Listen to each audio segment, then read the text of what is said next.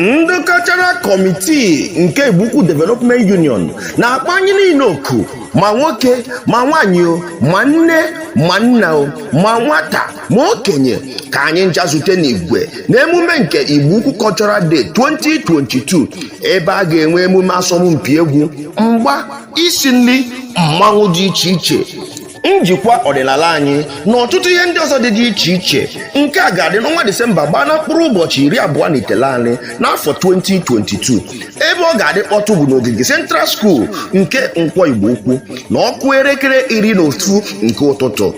Omenala bụkwa ike obodo, bịa gbara anya gị nkiri n'oge ekeresimesi a. Igbo-ukwu kwezuenụ. Ndị tinyere aka n'ozi a bụ Architect Sir Christian Ike, PG Igbo-ukwu Development Union, Chief Sir Mike Nduka, OJ3 na Legend nke Igbo-ukwu, ya na Dr. Peter Okafor, IBU Cultural Committee Chairman. Mana ọ bụ mụ Maazị MC Jekesino haziri okwu a.